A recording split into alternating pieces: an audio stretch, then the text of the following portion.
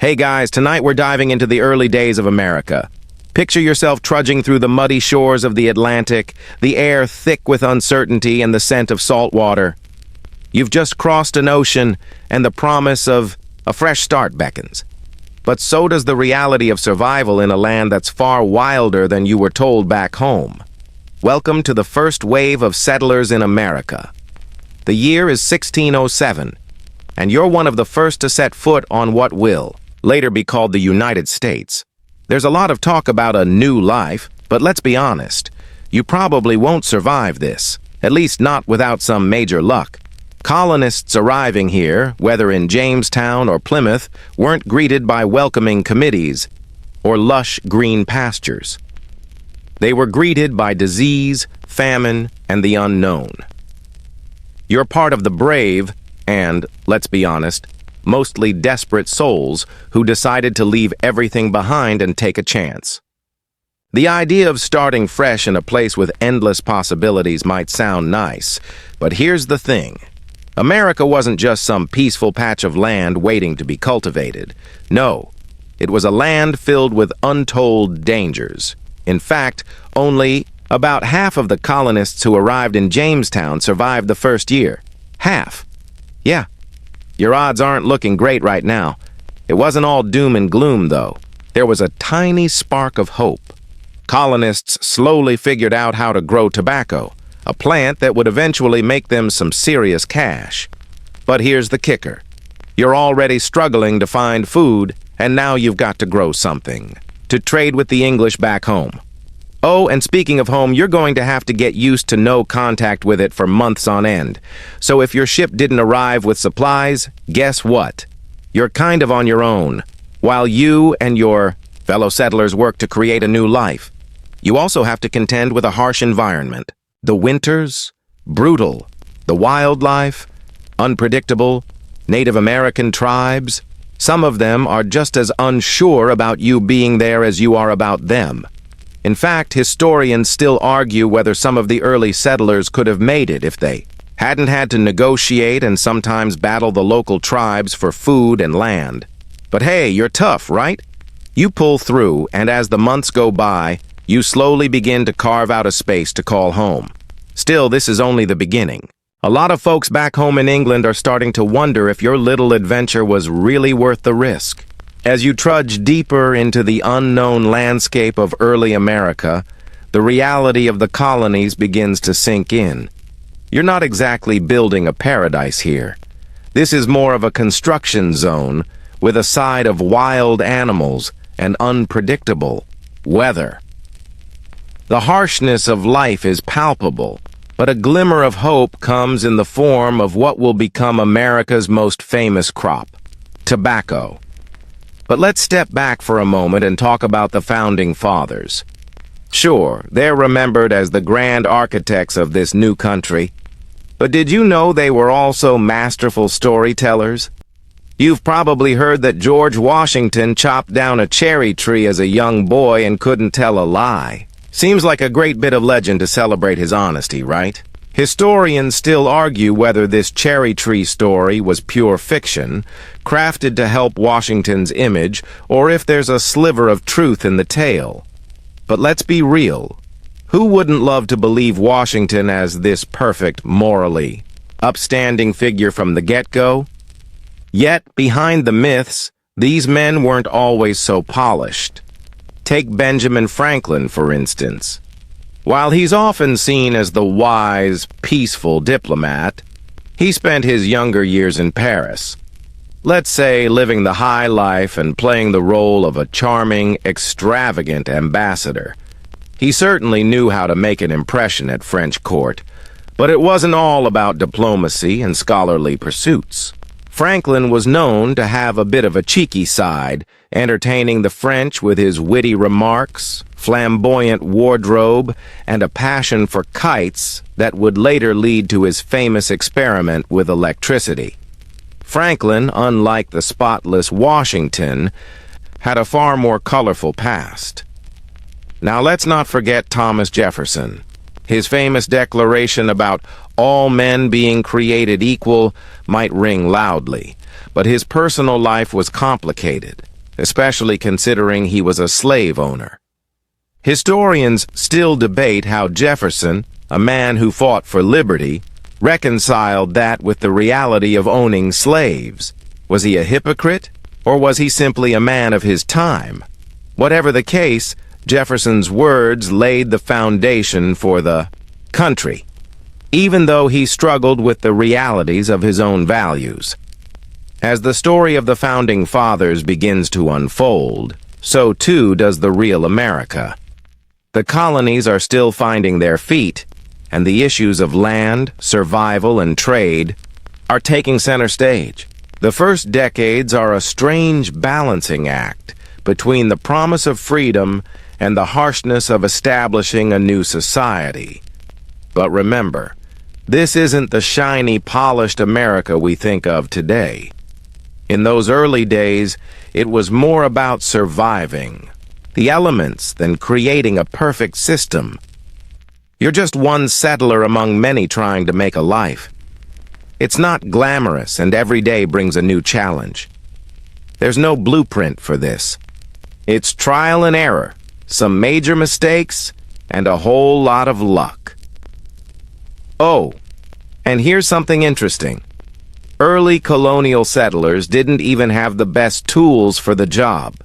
Forget the idea of skilled craftsmen arriving with top-tier supplies. The reality was that many of these people came to America with basic equipment, sometimes even homemade tools, which were far less efficient than what the settlers really needed to establish themselves.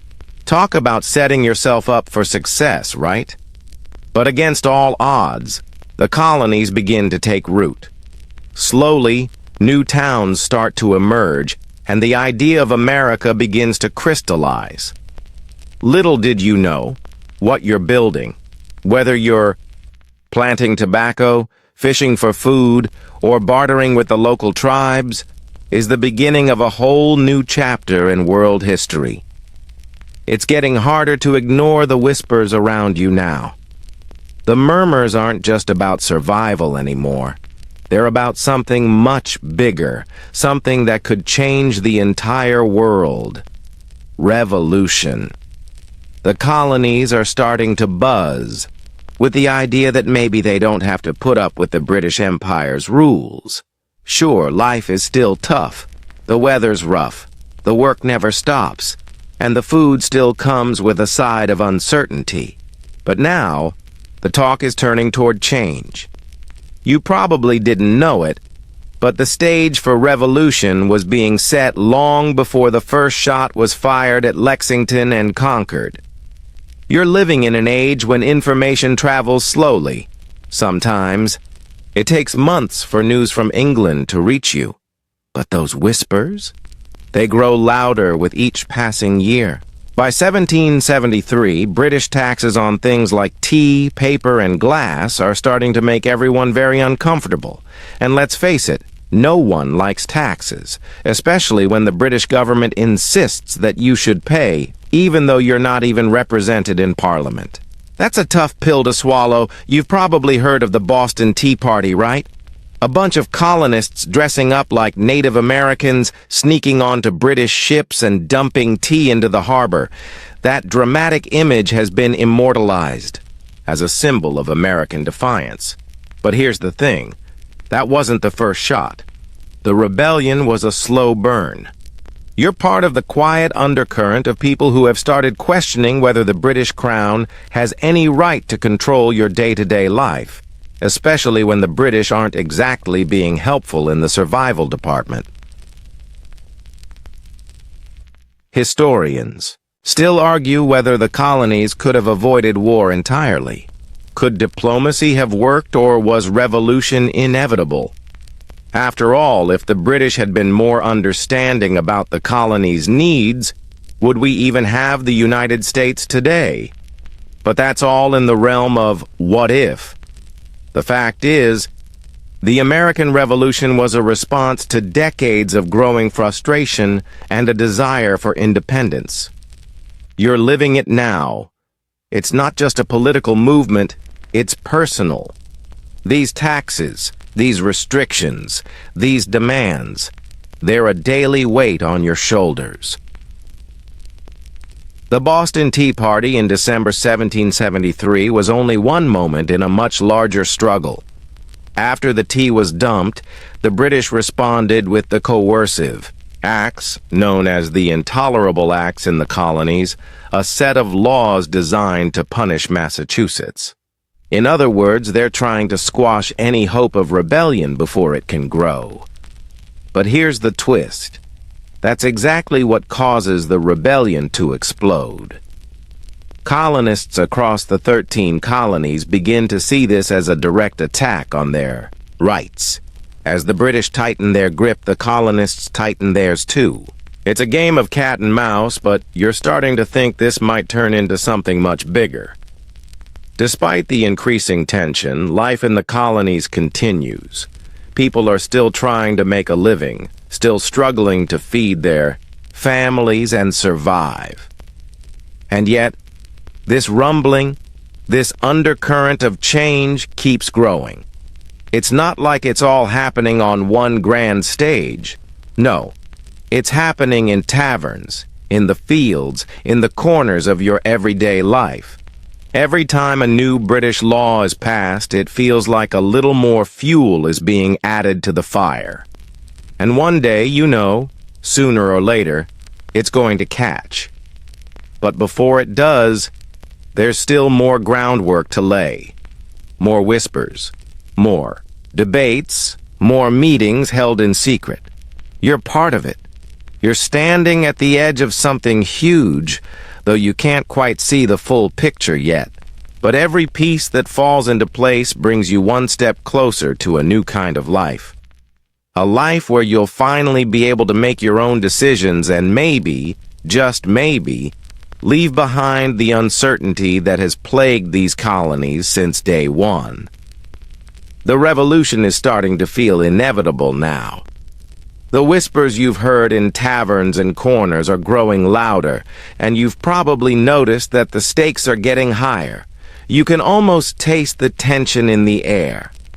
The colonists are angry, really angry, not just at the British taxes, but at the idea that they're being treated like second-class citizens in their own land.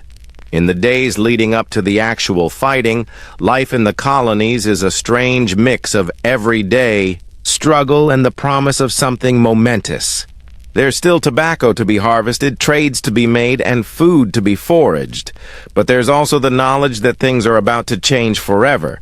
And then, of course, comes the shot heard round the world. On April 19, 1775, at the Battle of Lexington and Concord, the first real shots of the American Revolution are fired. The British are looking to seize colonial weapons and quell any signs of rebellion, but instead they're met with armed colonists who aren't backing down. It's a brutal moment that signals the end of the status quo, but you know what? It's just the beginning of a long, grueling fight. If you're in one of the colonies, you're not necessarily prepared for a full-fledged war. Sure, you've got a few weapons, but let's not kid ourselves. You're not exactly rolling in artillery, military expertise, or top-of-the-line supplies. You've got spirit, though, plenty of it. But it's not just about who fights, it's also about how this war will be fought. Historians still argue whether the colonists stood a chance without the help of France. Did they have enough manpower and supplies to make it on their own? Or was it really the foreign support that turned the tide? By the time the Continental Army is formed, things get a bit more organized, sort of. George Washington is appointed commander. And while everyone acknowledges his leadership skills, let's just say it takes a while for the troops to get comfortable under his command.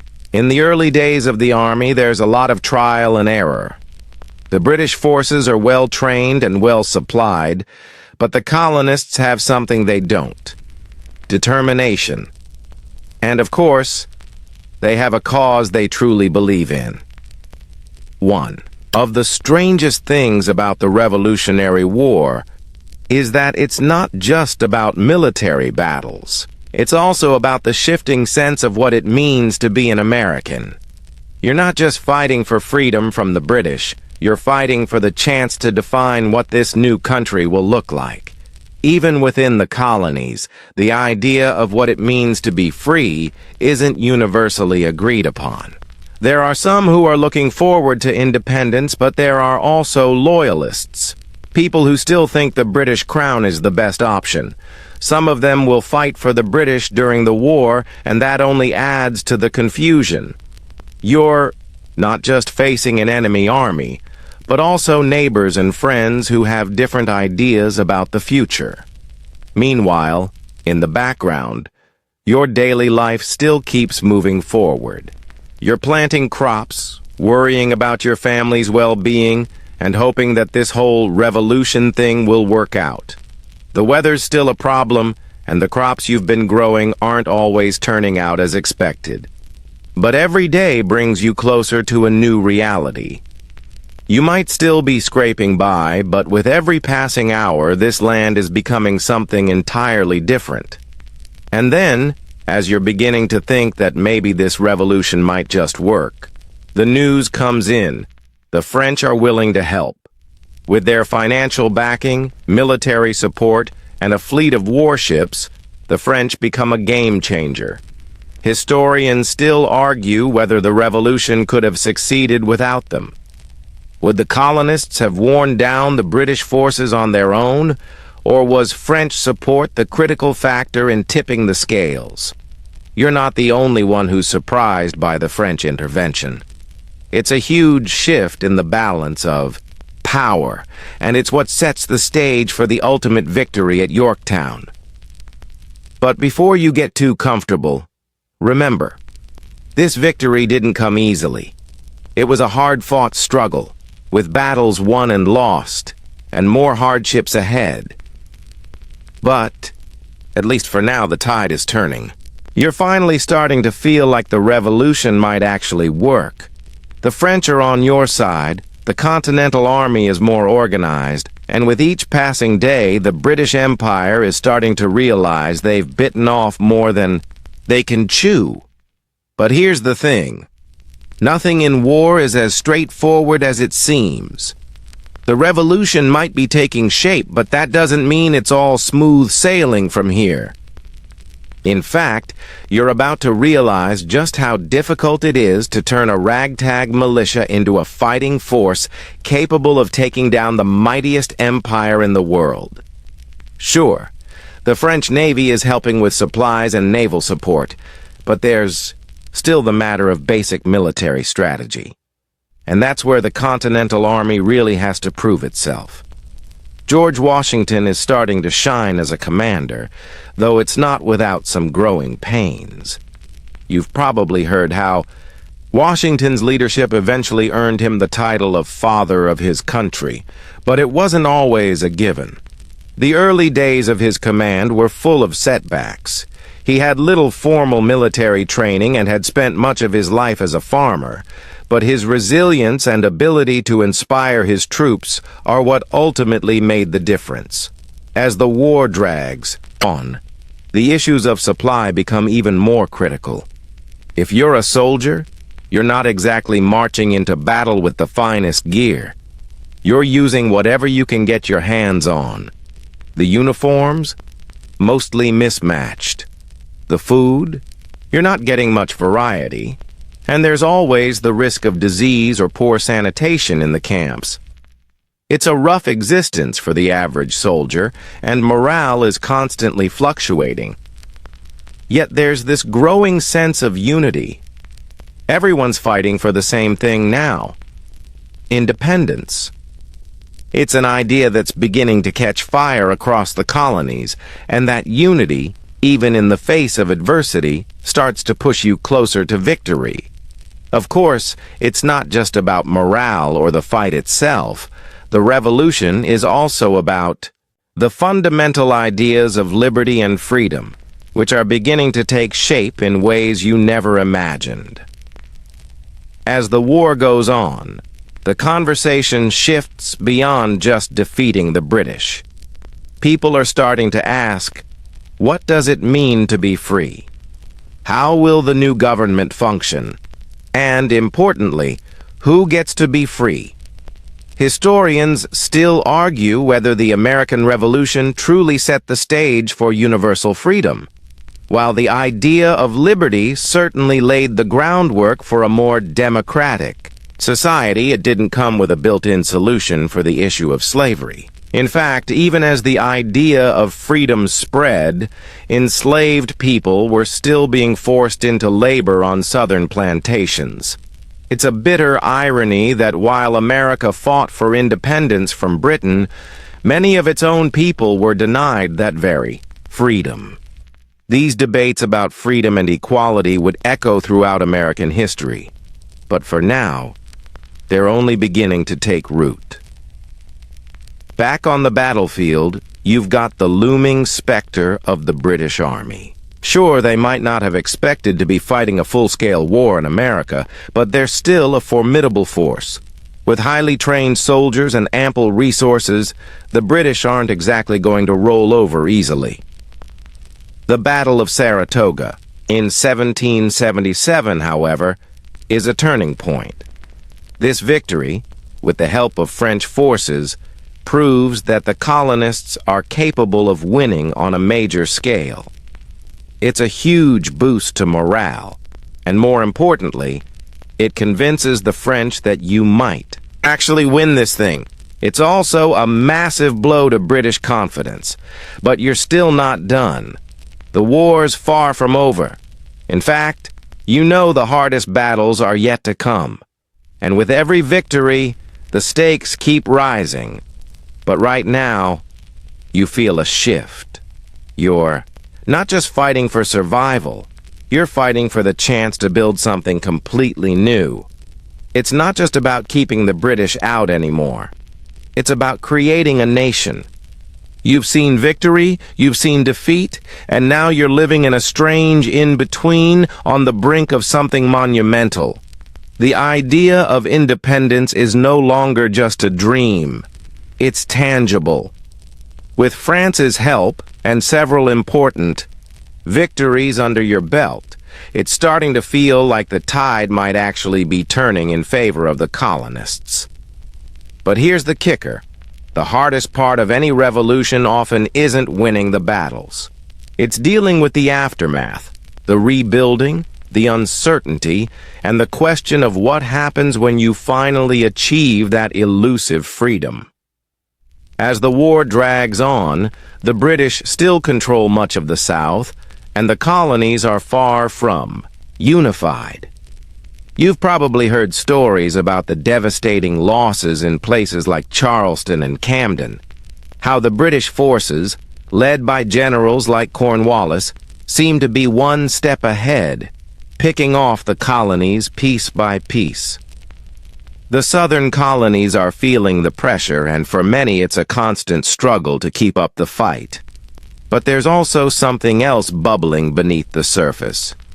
You're realizing that the revolution is as much about strategy and diplomacy as it is about brute force. There's a growing need for collaboration, coordination, and most importantly, the ability to hold the colonies together once the fighting is over. Here's something you might not know. The early years of the revolution were messy in terms of governance. The Continental Congress, which served as the de facto government of the colonies, was constantly at odds about how to run things. It was like trying to organize a road trip with a group of people who all want to go different places. It's chaotic. And the sense of unity that seemed so strong in the face of British oppression is now starting to fray at the edges. As the war stretches on, the debate over how the new nation should be governed intensifies. The Articles of Confederation were drawn up as the first attempt at a national government. But let's be honest, it was more of a temporary solution than anything else. The Articles gave the states a lot of power and didn't really set up a strong federal government. It's like having a family with no real rules or a leader. Things are bound to get messy, and messy they were. There's no central authority, no ability to levy taxes, and a whole lot of squabbling over who gets to control what. That's one of the reasons why the articles were so quickly seen as ineffective. Without a more structured government, the country would struggle to stay unified once the British were gone. Meanwhile, in the southern colonies, things are looking desperate. But just when it seems like all hope might be lost, something unexpected happens. You've heard of General Nathaniel Greene, right? He's one of those figures who doesn't get as much attention as Washington or Hamilton, but he plays a crucial role in the Revolution. After several major defeats, Greene manages to pull off one of the most unexpected victories at the Battle of Guilford Courthouse in 1781. It's not a decisive victory in the traditional sense, but the British Army, though they technically win the battle, suffers so many casualties that they're forced to retreat. Greene's strategic brilliance sets the stage for the ultimate showdown, the Siege of Yorktown in 1781. Washington, with the help of French forces and the French Navy, lays siege to Cornwallis's army in Yorktown, Virginia. The British find themselves trapped, outnumbered, and out of options. After weeks of bombardment, Cornwallis surrenders. It's a monumental moment. The war, for all intents and purposes, is over. The British concede, and the colonists have won. Now, it's time for the real work to begin. You're sitting in a world that's about to change, dramatically. You fought for independence, you fought for freedom, and now it's time to figure out what that actually looks like. The peace talks are beginning, but there's still so much left to decide. How will this new nation be structured? How will power be divided? And perhaps most importantly, how will you ensure that the ideals of freedom and equality that sparked the revolution are upheld for future generations? It's an exciting yet terrifying time. You've won the battle, but the hardest part is still ahead, making sure the dream of freedom survives the test of time. The revolution is over, but the work is just beginning. You can almost hear the sigh of relief from the weary soldiers who fought through harsh winters, food shortages, and endless battles. You've won. Now what? Well, now comes the hard part. It's one thing to fight an enemy, it's quite another to build a nation from the ground up. And that's exactly what you're looking at now, a blank slate for a country that's never existed before. The challenge is real, and the questions are endless. The first order of business is deciding how to govern this brand new republic. You've just experienced years of fighting against an overbearing monarchy, so the last thing anyone wants is a repeat of that system. But there's a catch. Without a clear blueprint for democracy, you've got a whole lot of people trying to figure out what works and what doesn't. The Articles of Confederation, remember those? Were supposed to be the foundation of your new government, but they weren't exactly a success. You had the right idea, but the execution was a mess. Under the Articles, each state held its own power, which left the central government weak and ineffective. Without the ability to raise taxes or enforce laws, the country was starting to feel like a group of loosely connected states rather than a united nation. This is where things get interesting. Enter the Constitutional Convention of 1787. It's time for the big boys, Thomas Jefferson, James Madison, Alexander Hamilton, to put their heads together and figure out how to create a government that would balance power between the states and a central authority. But let's be real. It wasn't all smooth sailing. The debates were heated. Some people were all for a strong central government, while others were wary of creating another monarchy. The room is divided, And it's anyone's guess whether you'll even be able to agree on the final draft of this new document. But in the end, something remarkable happens. Compromise. The result? The U.S. Constitution. It's not perfect, and it's certainly not universally loved at the time. In fact, some states hesitated to ratify it, unsure about the power it gave to the federal government. But the promise of a Bill of Rights to protect individual freedoms sweetens the deal. With that, you have the birth of the government we know today, though it's still very much in its infancy. The Founding Fathers, flawed and human, have given you a framework, but now it's up to you to make it work. Now remember this, even with the Constitution in place, there are still issues to contend with. The system isn't going to be perfect right away. In fact, it'll take decades to figure out the balance of power between branches of government, states' rights, and how to handle the biggest contradiction in your society: slavery. In many ways, this is the elephant in the room that no one wants to confront, but it's there, and it will haunt the country for years to come. As the new government takes shape, the question arises: how do you unite these former colonies, each with its own identity, culture, and interests? You fought for independence, but now the challenge is to stay united in peace.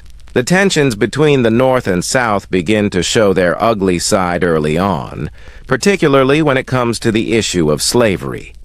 While some states abolish the practice, others, particularly in the South, still rely on it to fuel their agricultural economy.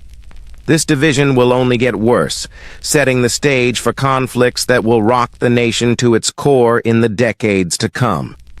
In the meantime, the first presidential election is coming up, and you've got George Washington, fresh from his triumphs in war, standing at the helm as the first president of the United States. The excitement is palpable, but there's a strange sense of uncertainty, too. No one really knows what to expect from this new government or how Washington will navigate the challenges ahead. Washington himself, always the pragmatic leader, steps into the role with a sense of humility.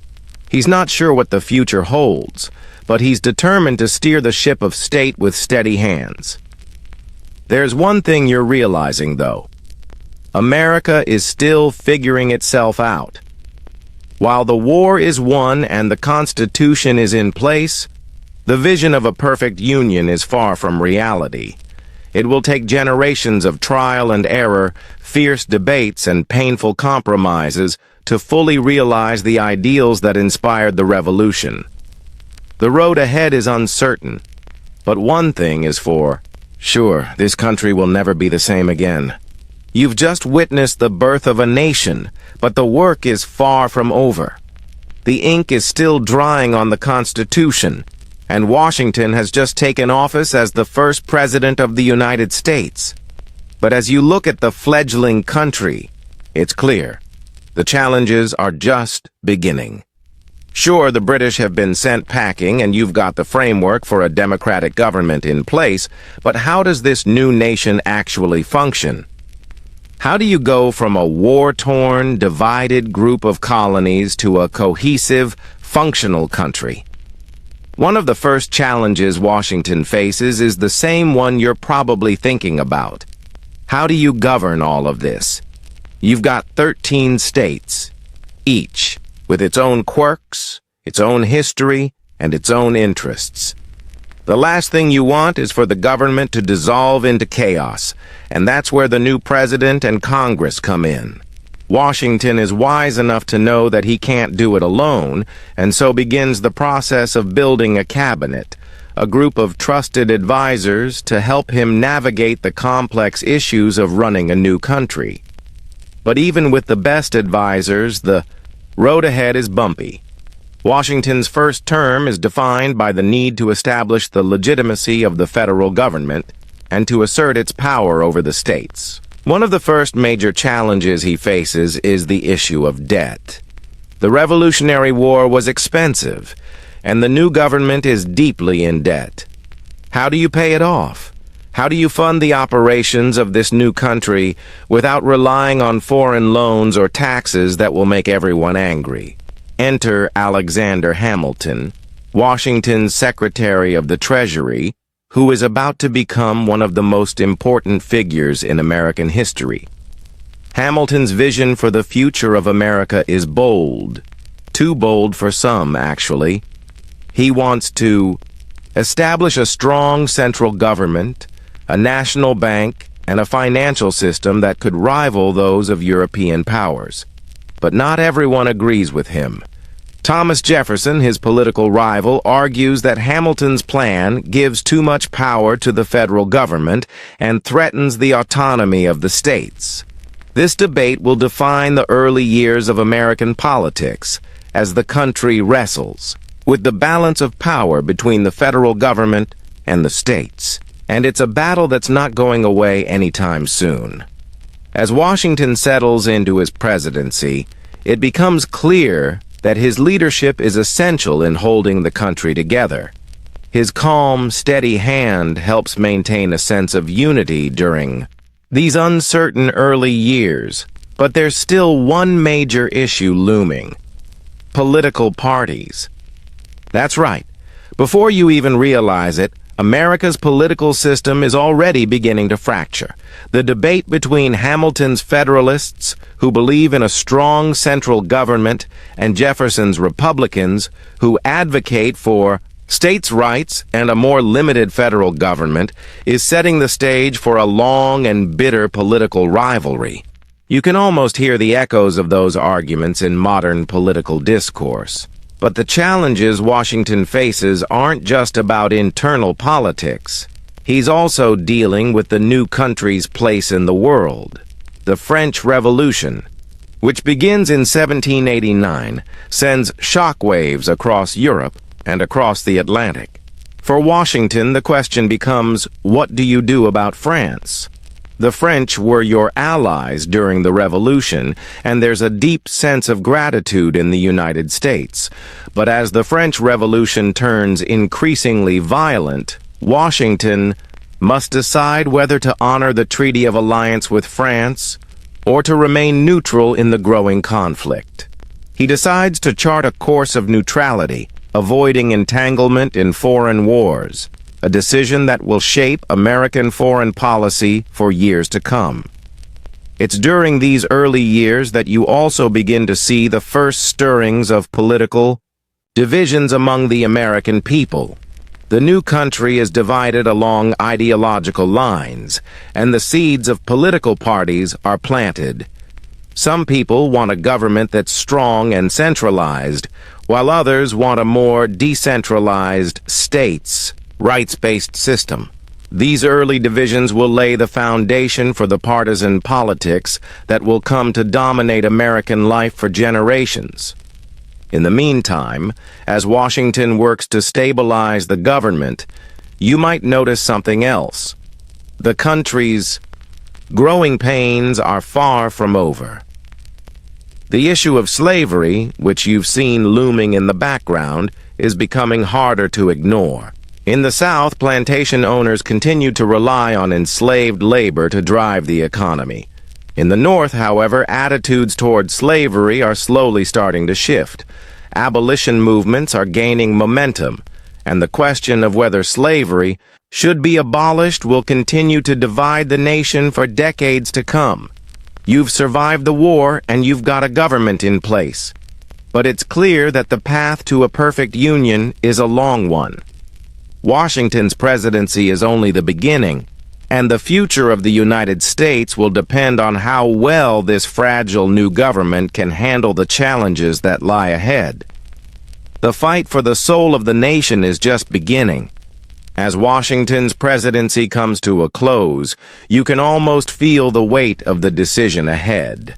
For 8 years, he's been the steady hand guiding the young nation through its tumultuous infancy. The Constitution is now in place, the first. Political divisions have emerged, and there's a fragile sense of unity, though you're well aware of the cracks starting to show. But now, with his term winding down, Washington faces the question that would set the tone for America's future. Should he step down or should he stay for another term? It's an unprecedented decision. In the end, Washington chooses to retire, setting a critical precedent for future presidents.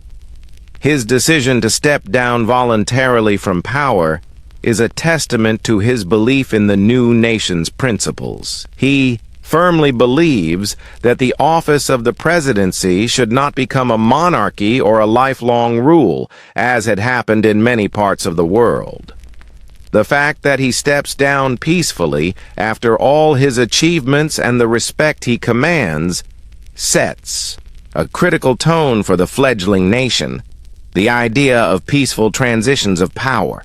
This peaceful transition, which many countries would later look to as a model, becomes a key part of America's identity. So, with Washington's departure, the new question is, who takes the reins now? Enter John Adams, the second president of the United States. He's Washington's vice president, and while he's respected, he's also somewhat divisive. Adams is the kind of guy who speaks his mind, often without much of a filter, and that makes him both a beloved and controversial figure in equal measure. His election marks a pivotal moment in the development of America's political system. As the nation continues to grow, there's now a real sense that the political parties that Washington had hoped to avoid are here to stay. One of Adams's first challenges is to handle the aftermath of the French Revolution. The French, once your allies, are now embroiled in their own bloody struggle, and their actions are beginning to draw the attention of the United States. The question becomes, should America intervene in the French conflict? Should the U.S. honor the alliance it made during the Revolution? Or should it stay out of European squabbles? Adams ultimately chooses to stay neutral, much like Washington did, and his decision is crucial in shaping the future direction of American foreign policy. But neutrality doesn't come without its challenges. There's growing political division within the country over how to approach foreign affairs. Jefferson's Republican Party, for example, is sympathetic to France, believing that America should support the French Revolution. On the other side, you've got the Federalists, who are more aligned with Britain and wary of French radicalism. This divide in political ideology between those who favor strong central government and those who prefer state power becomes even more apparent during Adams's presidency. However, there's something more personal going on in this period of American history, something that's already beginning to shape the national psyche. That American ideal you've heard about, the one that promises equality, freedom, and opportunity for all, it's starting to feel like something of a distant dream. Slavery, in particular, is hanging like an unresolved question over the nation.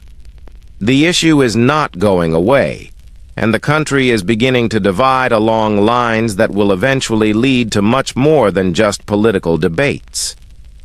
One of the most important events during Adams's presidency is the passage of the Alien and Sedition Acts. These laws, which Adams signs into law in 1798, make it much harder for immigrants to become citizens and give the government the power to silence any dissent against the government. While Adams's intent is to protect the nation from potential foreign influence and sedition, the acts end up becoming hugely unpopular and are seen by many as an overreach of government power.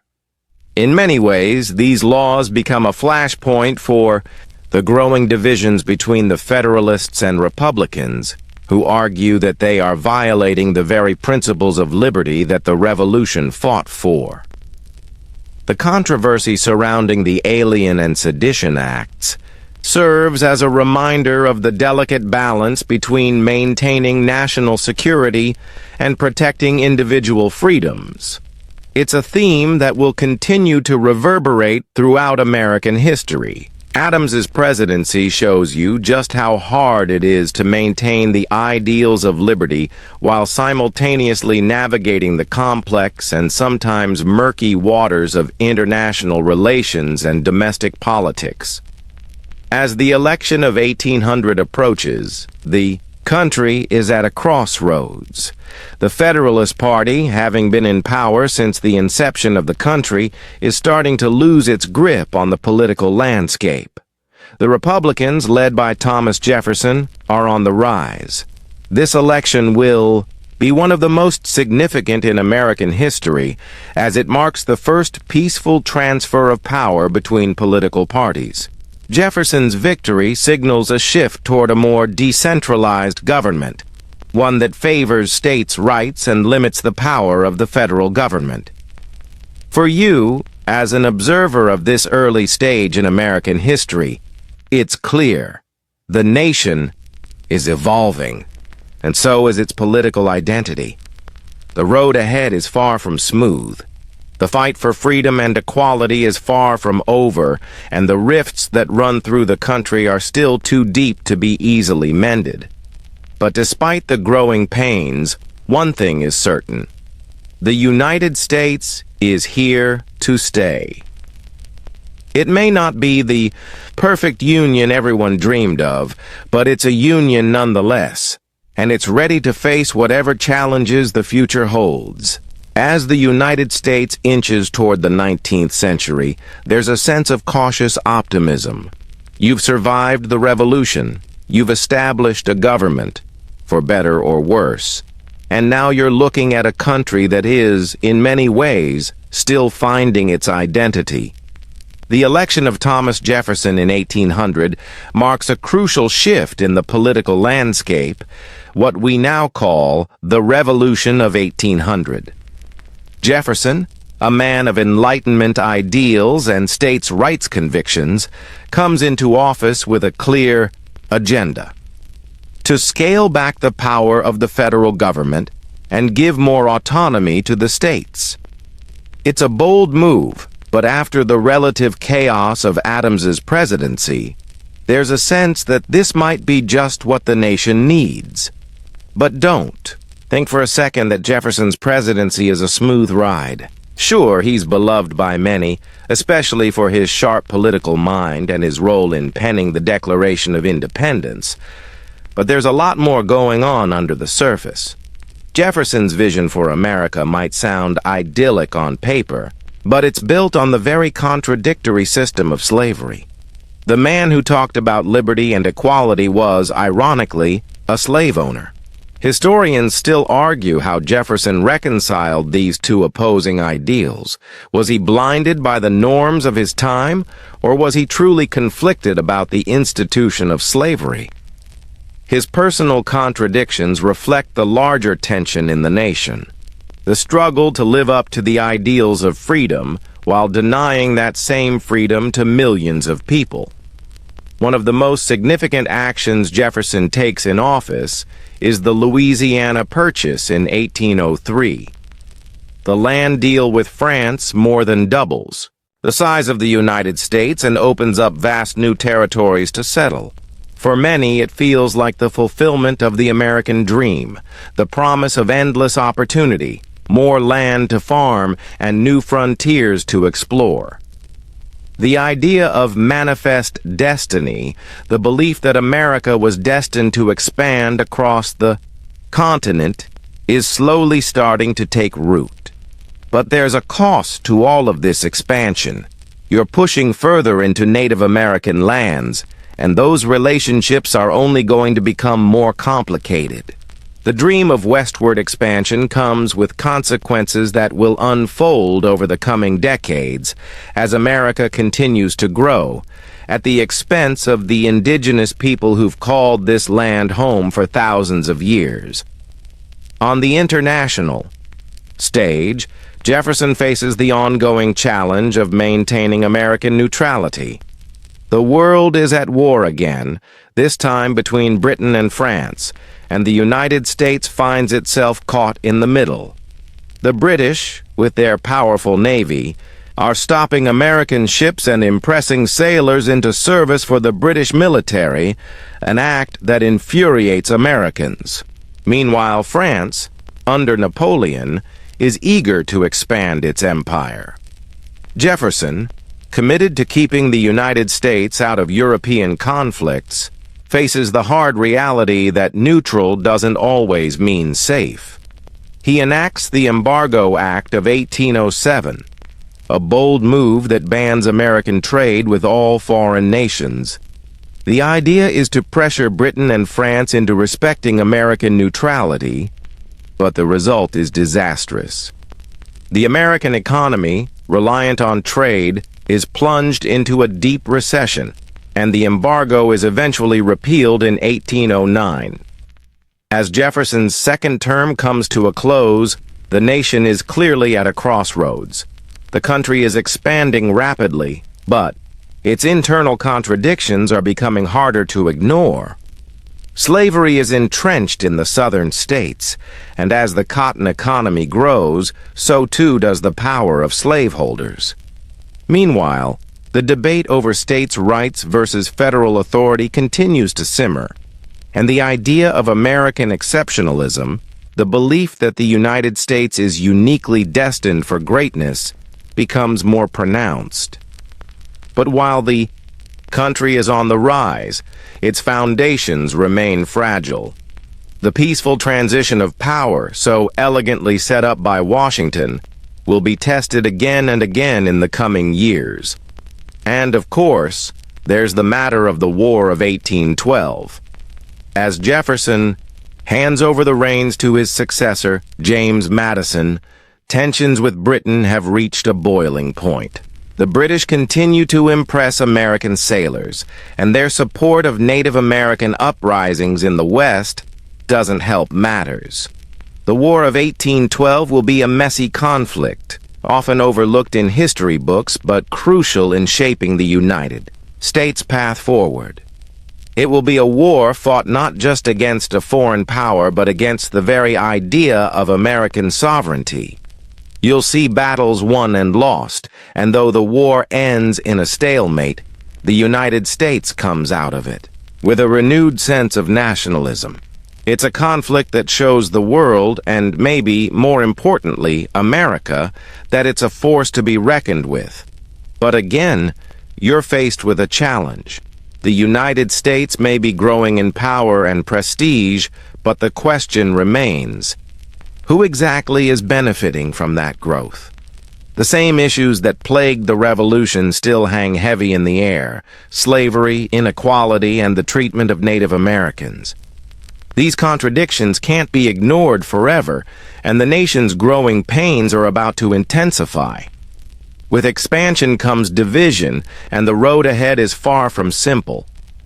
The stage is now set for the next chapter in American history. The 19th century will bring with it incredible change that will test the country's very foundation. The ideals of the revolution may still echo in the air, but how will they stand up to the challenges of a nation that is quickly outgrowing its youthful innocence? The path to a more perfect union is still long, and it's a road that will be filled with both triumph and tragedy.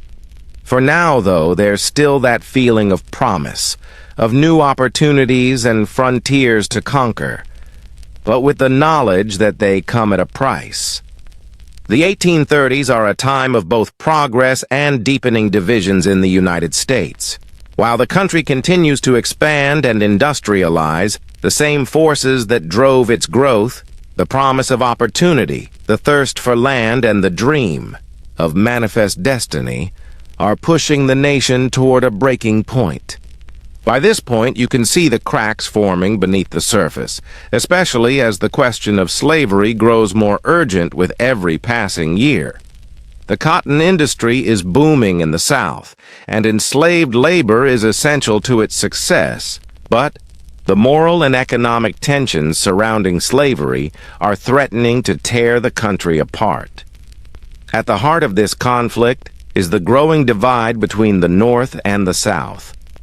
The North is increasingly industrialized, with factories and urban centers sprouting up in places like New England and Pennsylvania.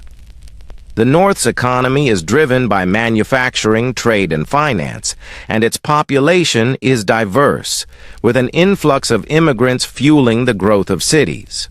The South, however, remains largely agrarian, relying heavily on cotton and other cash crops, with slavery deeply entrenched as the foundation of its economy. The two regions are on separate paths, one looking toward modernization, the other clinging to an economy built on the labor of enslaved people. The problem is that as America expands westward, the question of whether new territories should allow slavery or be free states is becoming impossible to ignore. Each new territory that enters the Union forces the nation to confront this issue.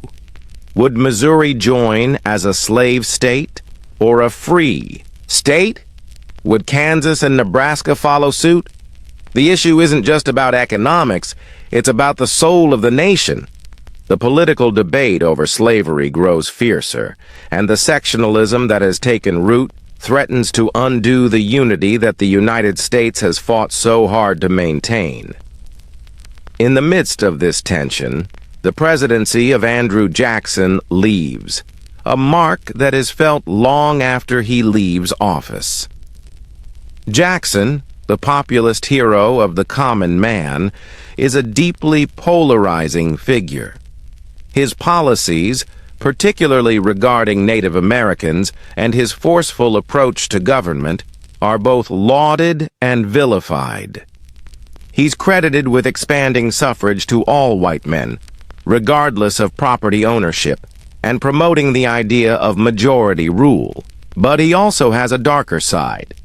His support for the forced removal of Native Americans from their ancestral lands in what is now known as the Trail of Tears is one of the most tragic and shameful chapters in American history. Over 4,000 Native Americans died during the forced relocation, and the effects of this policy would be felt for generations to come. Jackson's presidency also brings about a transformation in the political landscape. His approach to governance, which emphasized a strong executive branch and the power of the presidency, sets the tone for future administrations.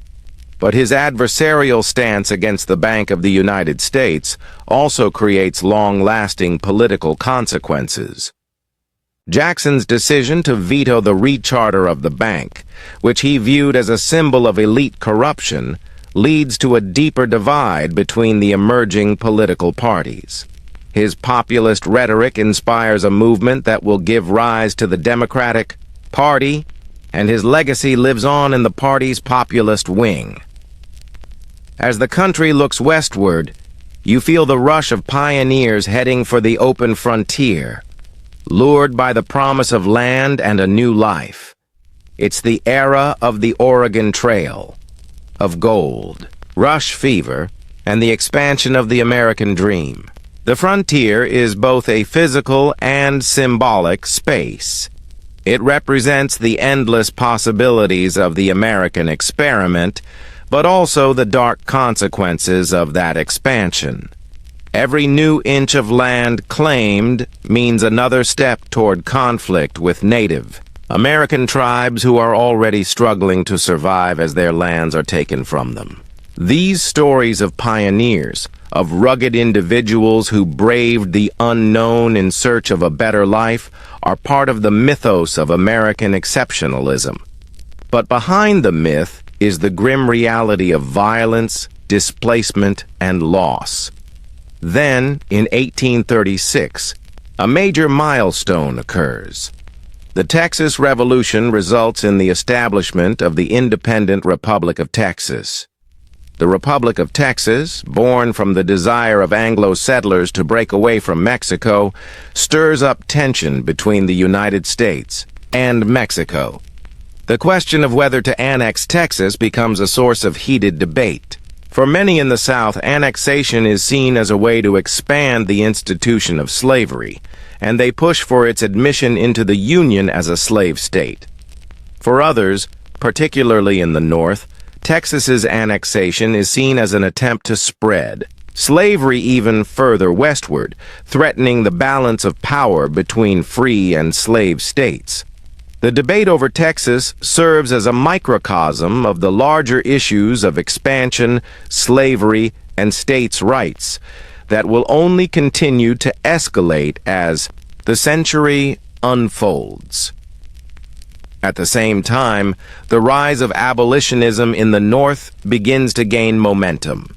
Abolitionists, such as Frederick Douglass, William Lloyd Garrison, and Harriet Beecher Stowe, are speaking out against the moral and economic injustices of slavery. Their work brings the issue of slavery to the forefront of national politics. And while the South grows more defensive of the institution, the North becomes increasingly vocal in its opposition. The Underground Railroad, a network of safe houses and secret routes to help enslaved people escape to freedom in the North, becomes a symbol of resistance to the system of slavery. The rift between North and South is widening, and the nation is careening toward an inevitable confrontation. While you're watching these political and social tensions unfold, you also witness the growing role of the federal government in the lives of citizens. The expansion of federal infrastructure, roads, canals, railroads, opens up new possibilities for trade, transportation, and communication. The Industrial Revolution is taking root, and the rise of factories and new technologies is transforming the country's economy. But while the North embraces industrialization, the South clings to its agrarian roots, leaving the nation more divided than ever. You can feel the tension building, like the quiet before a storm. The next few decades will bring radical changes that will push the United States to its breaking point. The 1830s are a time of both progress and deepening divisions in the United States. While the country continues to expand and industrialize, the same forces that drove its growth, the promise of opportunity, the thirst for land, and the dream of manifest destiny, are pushing the nation toward a breaking point. By this point, you can see the cracks forming beneath the surface, especially as the question of slavery grows more urgent with every passing year. The cotton industry is booming in the South, and enslaved labor is essential to its success, but the moral and economic tensions surrounding slavery are threatening to tear the country apart. At the heart of this conflict is the growing divide between the North and the South. The North is increasingly industrialized, with factories and urban centers sprouting up in places like New England and Pennsylvania. The North's economy is driven by manufacturing, trade, and finance, and its population is diverse, with an influx of immigrants fueling the growth of cities. The South, however, remains largely agrarian, relying heavily on cotton and other cash crops, with slavery deeply entrenched as the foundation of its economy. The two regions are on separate paths, one looking toward modernization, the other clinging to an economy built on the labor of enslaved people. The problem is that as America expands westward, the question of whether new territories should allow slavery or be free states is becoming impossible to ignore. Each new territory that enters the Union forces the nation to confront this issue. Would Missouri join as a slave state or a free state? Would Kansas and Nebraska follow suit? The issue isn't just about economics, it's about the soul of the nation. The political debate over slavery grows fiercer, and the sectionalism that has taken root threatens to undo the unity that the United States has fought so hard to maintain. In the midst of this tension, the presidency of Andrew Jackson leaves, a mark that is felt long after he leaves office. Jackson, the populist hero of the common man, is a deeply polarizing figure. His policies, particularly regarding Native Americans, and his forceful approach to government are both lauded and vilified. He's credited with expanding suffrage to all white men, regardless of property ownership, and promoting the idea of majority rule. But he also has a darker side. His support for the forced removal of Native Americans from their ancestral lands in what is now known as the Trail of Tears is one of the most tragic and shameful chapters in American history. Over 4,000 Native Americans died during the forced relocation, and the effects of this policy would be felt for generations to come. Jackson's presidency also brings about a transformation in the political landscape. His approach to governance, which emphasized a strong executive branch and the power of the presidency, sets the tone for future administrations. But his adversarial stance against the Bank of the United States also creates long-lasting political consequences. Jackson's decision to veto the recharter of the bank, which he viewed as a symbol of elite corruption, leads to a deeper divide between the emerging political parties. His populist rhetoric inspires a movement that will give rise to the Democratic Party, and his legacy lives on in the party's populist wing. As the country looks westward, you feel the rush of pioneers heading for the open frontier, lured by the promise of land and a new life.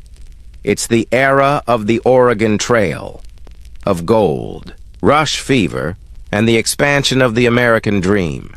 The frontier is both a physical and symbolic space. It represents the endless possibilities of the American experiment, but also the dark consequences of that expansion. Every new inch of land claimed means another step toward conflict with Native American tribes who are already struggling to survive as their lands are taken from them. These stories of pioneers, of rugged individuals who braved the unknown in search of a better life, are part of the mythos of American exceptionalism. But behind the myth is the grim reality of violence, displacement, and loss. Then, in 1836, a major milestone occurs. The Texas Revolution results in the establishment of the independent Republic of Texas. The Republic of Texas, born from the desire of Anglo settlers to break away from Mexico, stirs up tension between the United States and Mexico. The question of whether to annex Texas becomes a source of heated debate. For many in the South, annexation is seen as a way to expand the institution of slavery, and they push for its admission into the Union as a slave state. For others, particularly in the North, Texas's annexation is seen as an attempt to spread slavery even further westward, threatening the balance of power between free and slave states. The debate over Texas serves as a microcosm of the larger issues of expansion, slavery, and states' rights that will only continue to escalate as the century unfolds. At the same time, the rise of abolitionism in the North begins to gain momentum. Abolitionists, such as Frederick Douglass, William Lloyd Garrison, and Harriet Beecher Stowe, are speaking out against the moral and economic injustices of slavery. Their work brings the issue of slavery to the forefront of national politics. And while the South grows more defensive of the institution, the North becomes increasingly vocal in its opposition. The Underground Railroad, a network of safe houses and secret routes to help enslaved people escape to freedom in the North, becomes a symbol of resistance to the system of slavery. The rift between North and South is widening, and the nation is careening toward an inevitable confrontation. While you're watching these political and social tensions unfold, you also witness the growing role of the federal government in the lives of citizens. The expansion of federal infrastructure, roads, canals, railroads, opens up new possibilities for trade, transportation, and communication. The Industrial Revolution is taking root, and the rise of factories and new technologies is transforming the country's economy. But while the North embraces industrialization, the South clings to its agrarian roots, leaving the nation more divided than ever. You can feel the tension building, like the quiet before a storm. The next few decades will bring radical changes that will push the United States to its breaking point. The United States, now deeply entrenched in its contradictions, stands at a perilous crossroads. The 1840s and 1850s are marked by rapid expansion and increasing division, pushing the country toward the inevitable Civil War. The question that has been simmering for decades, whether America can truly reconcile its ideals of freedom and equality with the reality of slavery, now reaches a boiling point. By the time of the Mexican-American War, 1846-1848, the United States has already begun its westward expansion in earnest. The war, which results in the U.S. acquiring vast territories in the Southwest, including present-day California, Arizona, and New Mexico, raises a critical question. Should slavery be allowed in these new territories? The discovery of gold in California only intensifies the urgency of this question as hundreds of thousands of settlers rush to the West. The issue of whether the new states would be free or slave-holding could tip the balance of power in Congress, and both the North and the South are on edge. In the midst of this, the 1850 Compromise is proposed by Henry Clay as a way to maintain the fragile peace between the North and South. It includes the Fugitive Slave Act, which requires the return of runaway slaves to their masters, even if they escape to free states. The compromise also allows for the popular sovereignty of states like California and New Mexico, letting settlers decide whether to allow slavery. On the surface, it appears to be a reasonable solution, one that would keep the country united. But in reality, it only exacerbates the tension. The Fugitive Slave Act, in particular, enrages many in the North, fueling the abolitionist movement. Free states now see themselves as complicit in the institution of slavery, and the law serves to make the division between North and South even more pronounced. The deepening rift between the North and South is now impossible to ignore. The idea that both sides could coexist under the same government seems increasingly implausible. The abolitionist movement, which had gained momentum in the years leading up to the Civil War, is now unstoppable. Figures like Harriet Tubman, who led enslaved people to freedom via the Underground Railroad, and Frederick Douglass, whose powerful speeches and writings have inspired millions, become symbols of resistance. Abolitionists call for the immediate end to slavery, and they are willing to face violence, imprisonment, and death to achieve their goal. In the South, however, the defense of slavery grows more fervent. Many in the South believe that slavery is not just an economic system, but a way of life, and they will fight to protect it. Meanwhile, political tensions are rising. The rise of the Republican Party in the 1850s, which emerges largely as an anti-slavery party, signals that the fight over slavery is now a national issue. Abraham Lincoln, who rises to prominence with his debates against Stephen A. Douglas in the Illinois Senate race of 1858, becomes the face of the Republican Party's opposition to the expansion of slavery. Lincoln's argument is clear. While he does not advocate for the immediate abolition of slavery in the states where it already exists, he does believe that slavery should not spread into new territories. Lincoln's position resonates with many in the North, where the Republican Party gained significant support in the election of 1860. But Lincoln's victory in 1860 sends shockwaves through the South. For many Southerners, his election marks the end of their way of life. They see it as the beginning of an effort to completely dismantle the institution of slavery. The result is the secession of several Southern states from the Union. The first to secede is South Carolina, followed soon after by Mississippi, Florida, Alabama, Georgia, Louisiana, and Texas. Together, they form the Confederate States of America, and a new nation is born, one that seeks to preserve the institution of slavery. With the secession of the Southern states, the stage is set for a showdown that will define the future of the United States.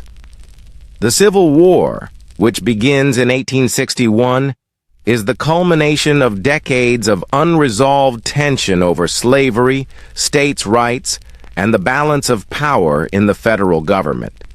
As shots are fired at Fort Sumter in South Carolina, the conflict becomes inevitable. You can almost feel the weight of what is coming. A nation at war with itself, torn apart by the very ideals that it was built upon. Lincoln, now president, faces the most difficult challenge of any leader in American history. As commander-in-chief, he must navigate a divided country, manage a war on an unprecedented scale, and ultimately find a way to preserve the Union. In the first years of the war, the Union faces setbacks. The South has the advantage of fighting a defensive war on its own territory, and it is home to many of the country's best military leaders, including Robert E. Lee. The Union Army, while larger, is less experienced and more disorganized. But as the war progresses, Lincoln's leadership begins to shine. He is patient, calculating, and determined.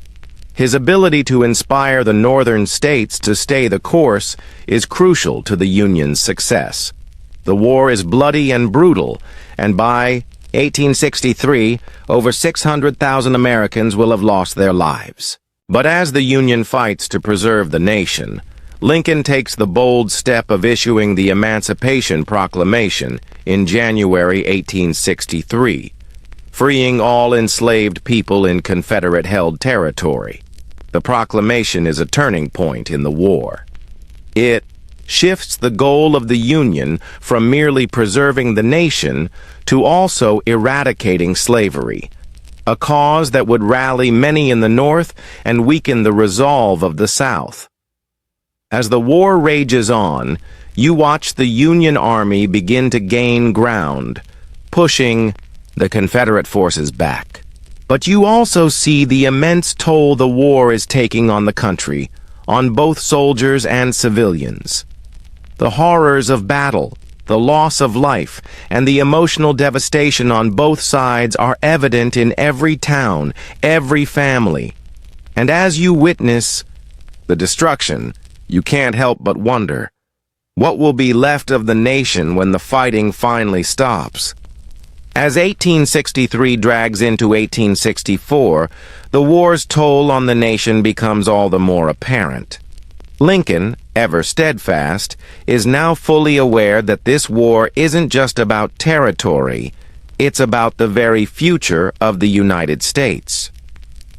The Emancipation Proclamation has shifted the focus of the conflict, but the fight for the Union is far from won. The Confederate Army, under Robert E. Lee, continues to demonstrate its formidable resilience. Despite setbacks, the South holds firm, refusing to concede defeat. Meanwhile, in the North, there's growing discontent. The war has dragged on for years, and the casualties continue to pile up. The economy, once buoyed by industrial growth, now feels the strain of the ongoing conflict. Union soldiers are deserting, while families across the North mourn the loss of their sons and husbands. War fatigue sets in, and Lincoln's position is far from secure. The 1864 presidential election looms, and the outcome could determine whether the war continues or whether the Union gives up. Lincoln, facing intense opposition from his own party and war-weary Americans, is in the fight of his life. But here's where the tide begins to change. The Union Army, under General Ulysses S. Grant, begins to make significant advances. Grant's relentless strategy of total war, attacking not just enemy soldiers but also the infrastructure that supports them, starts to wear down the South. The Confederate economy, already struggling with blockades and internal divisions, begins to crumble. The fall of key cities like Atlanta, Richmond, and Petersburg signals the collapse of the Confederacy. Yet despite this, Lee refuses to surrender. And then, in April of 1865, the moment arrives. The Confederate Army, unable to continue the fight, finally surrenders at Appomattox Courthouse. Robert E. Lee, once the symbol of the South's hope for independence, surrenders his forces to Ulysses S. Grant, marking the official end of the Civil War. It's a bittersweet moment, a victory for the Union, but also a profound moment of reckoning. The country has been torn apart, and the scars from this war will last for generations. The death toll is staggering, and the emotional and physical wounds on both sides of the conflict are deep. However, the war's conclusion does not mean the nation's struggles are over. The task of rebuilding the South and reuniting the country begins almost immediately, but the process is anything but smooth. The period known as Reconstruction begins, and with it comes the monumental question of how to reintegrate the Southern states into the Union, while also addressing the fate of the newly freed Black Americans. The 13th Amendment, passed in 1865, abolishes slavery in the United States, but it doesn't provide much guidance on what freedom actually means for those who were enslaved for centuries. The struggle for equality and civil rights is far from over.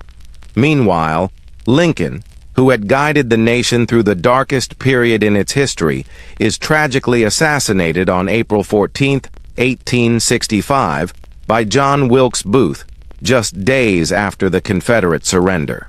His death sends shockwaves through the nation.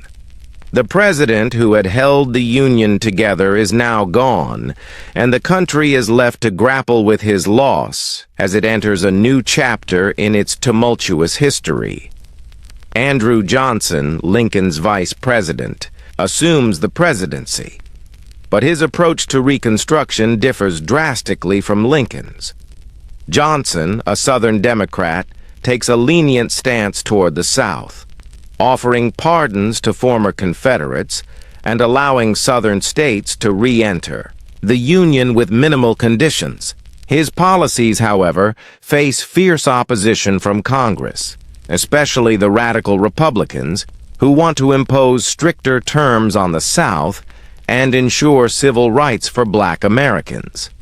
The battle between Johnson and Congress leads to a constitutional crisis and Johnson's eventual impeachment, though he narrowly avoids removal from office. The next several years are filled with political and social turmoil. Despite the passage of the 14th and 15th Amendments, which guarantee citizenship and voting rights to former slaves, the South begins to enact a series of laws known as the Black Codes, which severely limit the rights and freedoms of Black Americans. The rise of white supremacy groups like the Ku Klux Klan further exacerbates the situation, and violence against Black citizens becomes widespread. Reconstruction, which was meant to heal the nation, ends in 1877 with the withdrawal of federal troops from the South. By then, the Southern states have effectively regained control, and segregation and disenfranchisement are entrenched in the region. It's a devastating moment in the story of the United States. The nation, scarred by war and divided by ideology, now faces the difficult task of healing. The ideals of equality and freedom that were fought for during the Civil War still feel distant, especially for Black Americans who now find themselves facing new forms of oppression.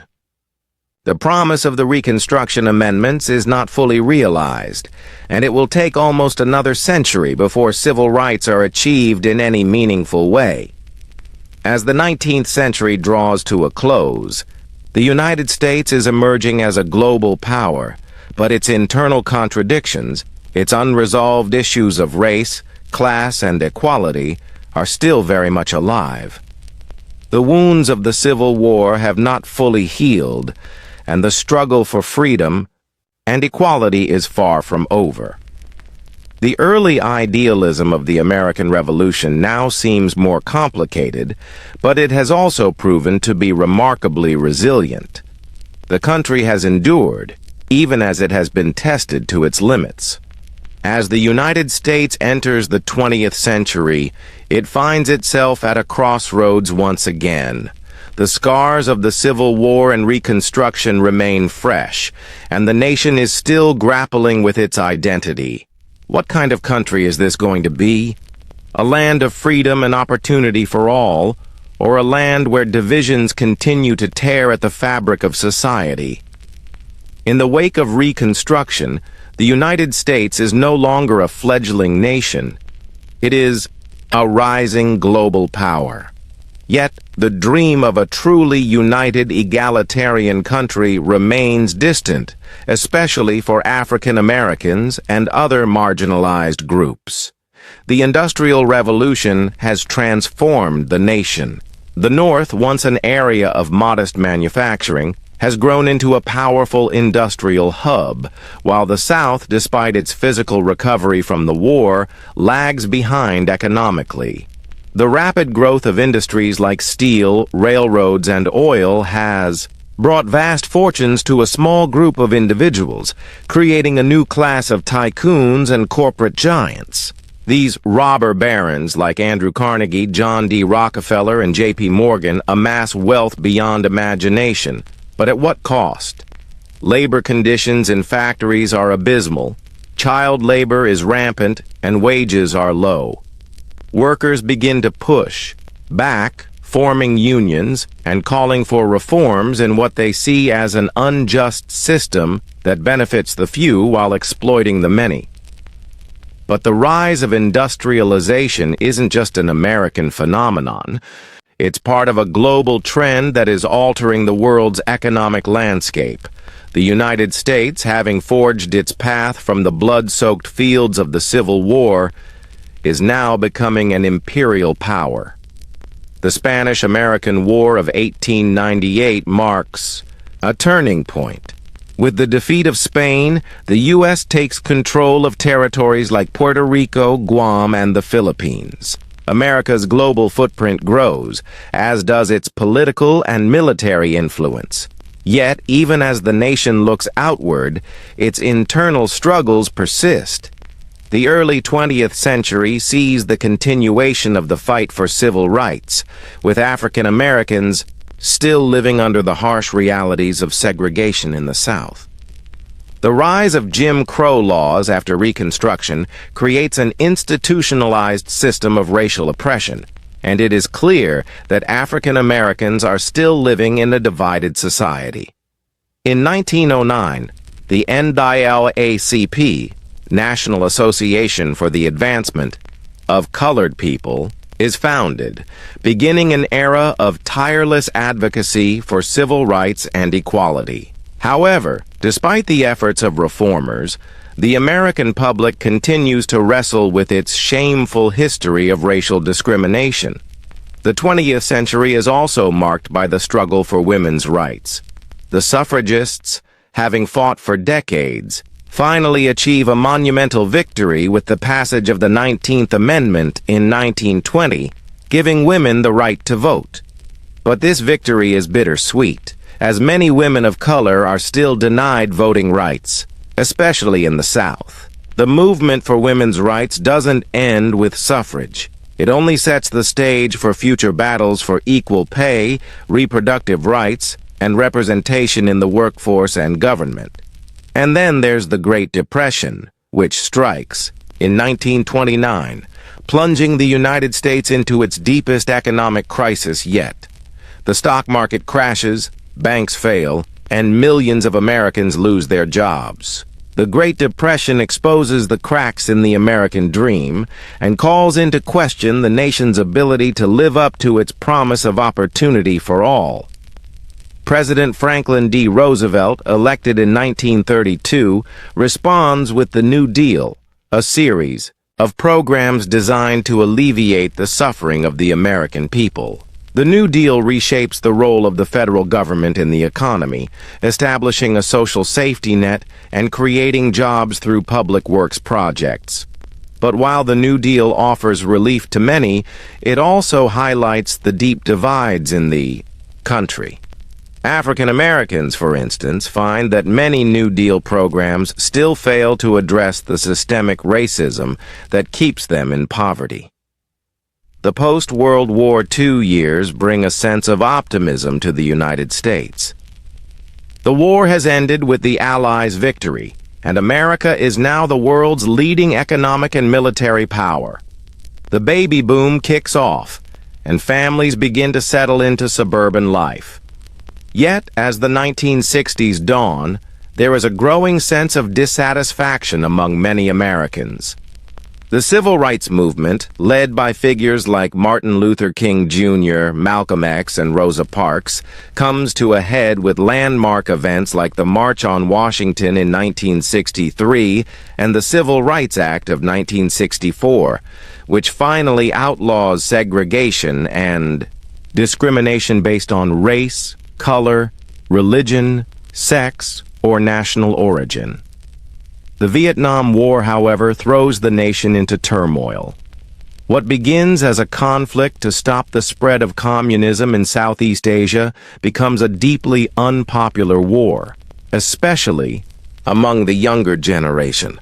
The anti-war movement grows in strength, and the country is divided over its role in the conflict. The war, combined with the civil rights movement, feminist activism, and the growing youth culture, pushes the United States to confront its ideals in a way it never has before. The 20th century ends with the fall of the Soviet Union in 1991 and the end of the Cold War. The United States stands as the world's lone superpower, and the American dream once again seems within reach. But the country's internal struggles are far from over. Issues like income inequality, racial injustice, and health care reform continue to challenge the nation's ability to live up to the promises of its founding ideals. As we move into the 21st century, the United States continues to evolve. It is a country that has survived wars, civil strife, and economic crises, all while grappling with its deep contradictions. The journey from the ideals of the American Revolution to the present day has been long, and while much has been achieved, much remains to be done. The battle for a more perfect union is ongoing, and the struggle for justice, equality, and opportunity remains as pressing as ever. Now, as you lie back and think about this country's tumultuous journey through wars, struggles, and moments of triumph, one thing is clear: the United States, with all its flaws and contradictions, is a country in constant reinvention. It has faced its darkest hours and its brightest moments, and as the story continues, you realize that the dream of the American experiment of freedom, justice, and the pursuit of happiness is still unfolding.